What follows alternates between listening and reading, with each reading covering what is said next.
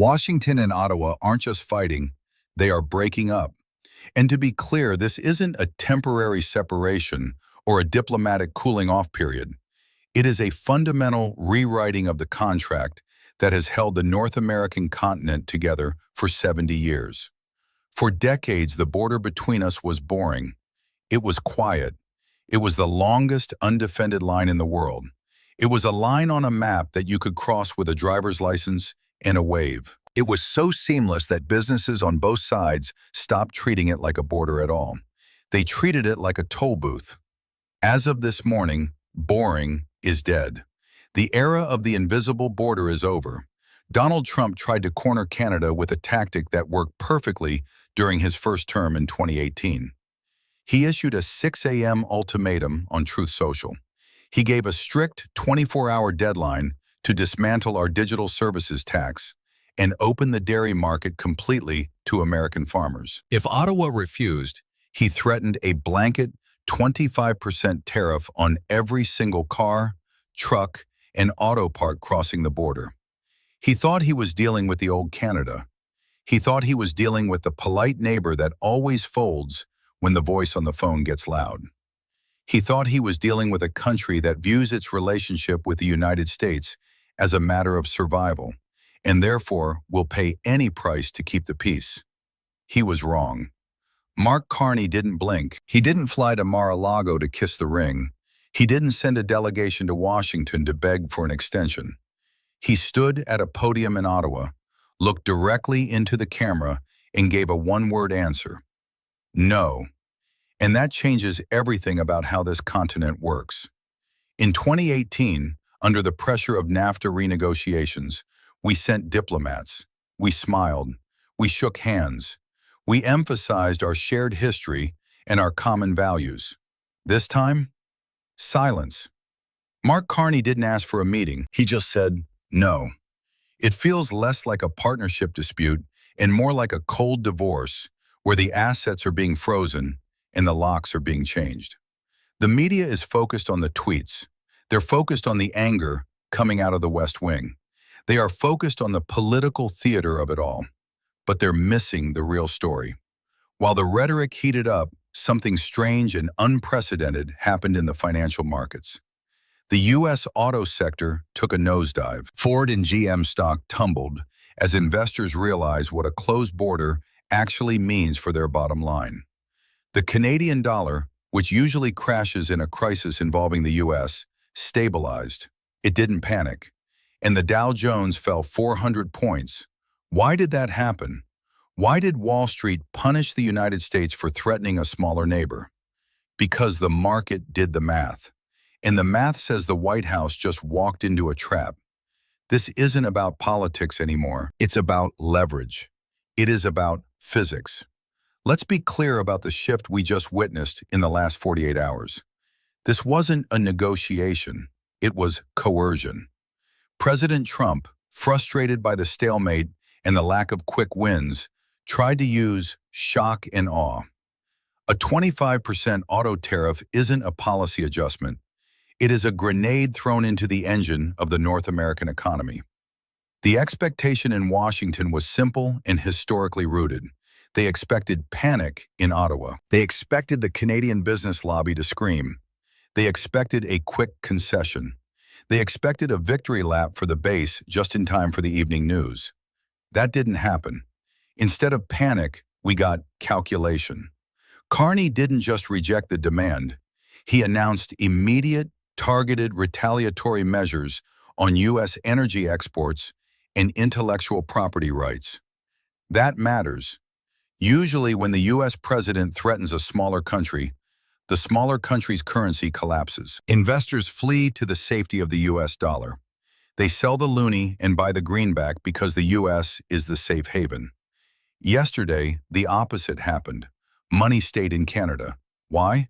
Because investors are looking at the receipts. They know that in 2026, the leverage isn't as one-sided as it used to be. They know that the North American economy is not a hierarchy, it is a web. And if you pull too hard on one strand, you don't just hurt the spider, you tear the whole web down. There are three specific receipts that explain why Trump's threat backfired. Three specific economic realities that protect Canada in a way that rhetoric cannot. Here is the first receipt, and it's the one keeping shift managers in Detroit awake right now: the auto industry. When Trump threatens a 25% tariff on Canadian cars, he thinks he's taxing a foreign product. He thinks he's taxing a finished Honda Civic rolling into Buffalo. He thinks he is putting a toll on a competitor. But that's not how modern manufacturing works. We don't build cars next to the United States. We build cars with the United States. Since the Auto Pact of 1965, the Great Lakes region has functioned as a single, integrated manufacturing superregion. The supply chain is so integrated that it functions like a single organism. It doesn't care about borders. It doesn't care about politics. It only cares about efficiency. A single piston, a transmission gear, or a seatbelt buckle might cross the border up to 6 or 7 times before it ends up in a finished vehicle. Think about the math on that. If you put a 25% tariff on the border, you aren't applying it once. You're applying it every single time that part moves. You are compounding the cost at every step. You are taxing the steel when it moves south. You are taxing the stamped part when it moves north. You are taxing the subassembly when it moves south again. By the time that Ford F-150 rolls off the line in Michigan, that tariff has exploded. It hasn't just added 25% to the cost, it has multiplied the cost of production to a point of insanity. Industry analysts estimate this would add an estimated $3,000 to the price tag of a new vehicle immediately. And who pays that? Not Canada. The American consumer pays that. The contractor in Texas buying a new truck pays that. The voter in Ohio pays that. And that leads to the political reality Trump ignores. You can't win the Rust Belt while bankrupting it. Every layoff in Michigan 6 months before the midterms is a vote lost. He thinks he's hurting Canada, but mathematically, he's pointing the gun at his own voters. You can't build a Ford without Ontario. You just can't. And it's not just about price, it's about time. Because of just-in-time manufacturing, there are no massive warehouses of parts waiting in Detroit. Efficiency demands that parts arrive hours before they are installed. The system is lean. It is designed for speed, not resilience. The parts shortages would hit U.S. factories within days. We saw reports yesterday of panic in Detroit manufacturing hubs. Managers were trying to figure out if they could stockpile parts before the deadline. They were calling suppliers in Ontario, begging for overnight shipments. They know what the White House doesn't seem to grasp. This isn't a trade war. It's an autoimmune disease. The U.S. is attacking its own organs. But cars are consumer goods. You can wait a year to buy a new truck if the price goes up. You can drive your old car for another 10,000 miles. You can't wait a week to fill up your tank.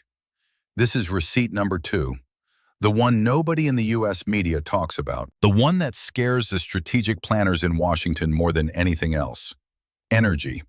There is a misconception down south that Canada just sells timber and maple syrup. There is a belief that Canada is a resource colony that needs the U.S. market to survive. The reality is that Canada is the largest foreign supplier of energy to the United States. Not Saudi Arabia, not Mexico, not Venezuela, Canada. 60% of U.S. crude oil imports come from the north. And it's not just any oil, it's heavy crude. Here's why the chemistry matters. Oil is not fungible. You cannot simply swap one barrel for another. The massive refineries on the U.S. Gulf Coast, the ones that keep the country running, are engineered specifically to process heavy crude oil. They spent billions retooling their infrastructure over the last 20 years to handle the specific chemical composition of the Canadian oil sands. It is a physical dependency, not just a financial one. They need the heavy molecules to blend with the light, sweet crude coming out of the Permian Basin in Texas. They cannot switch to light, sweet crude from Texas overnight. It's physically impossible without massive, expensive overhauls that would take years to complete. The pipes, the crackers, the distillation towers, They are built for Canada. So when Carney mentioned targeted retaliatory measures on energy, the markets listened. He didn't threaten to cut off the heat to American homes in winter. That would be an act of war. He threatened to throttle the specific supply that American industry needs to function. If Canada throttles that supply, even by 10%, the price of gas in the U.S. doesn't just tick up, it spikes. It sends a shockwave through the entire U.S. transportation sector. Just the threat of this caused energy futures to jump yesterday afternoon. That is the market telling you that Carney has a weapon Trump can't block. This is the nuclear option. No U.S. president can survive a gas price shock 6 months before an election. It hits every voter, every day, right where it hurts. It's political suicide, and Carney knows it. He knows he has the U.S. energy grid in a chokehold. He knows that while Trump has the microphone, Canada has the valve.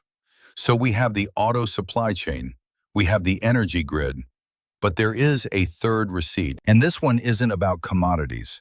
It's about credibility. It is about the intangible asset of trust in a global financial system that is increasingly fractured.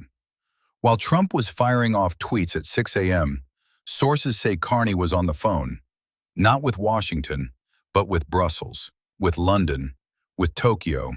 We are seeing reports suggesting a joint statement is being drafted between Canada and the European Union regarding the protection of international supply chains. This is the contrast.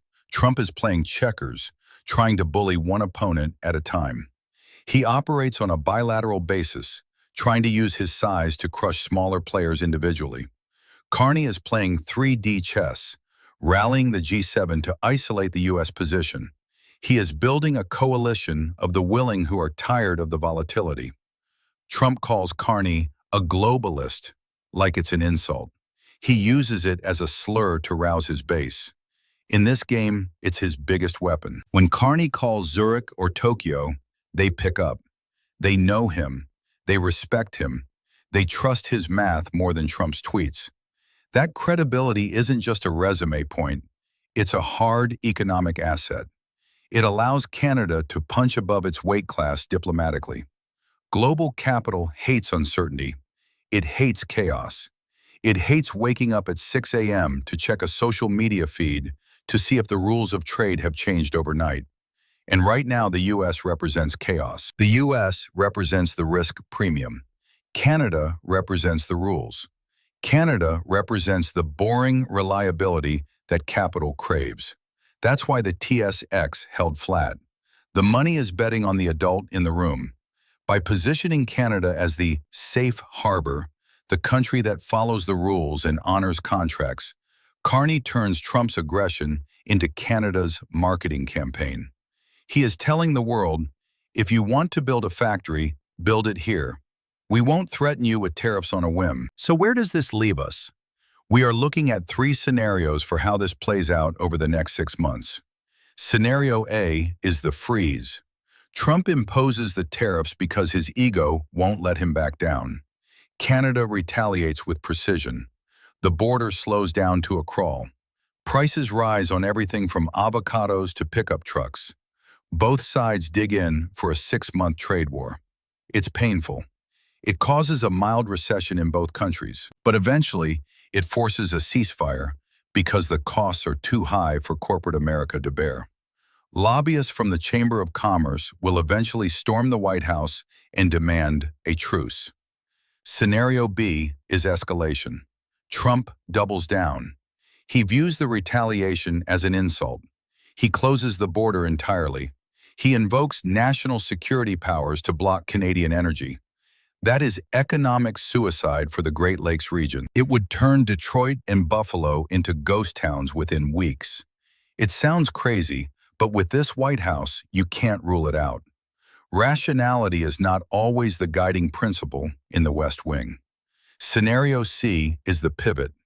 This is the long game. Canada realizes that the U.S. is no longer a reliable partner, regardless of who sits in the Oval Office. We accelerate trade deals with Asia and Europe.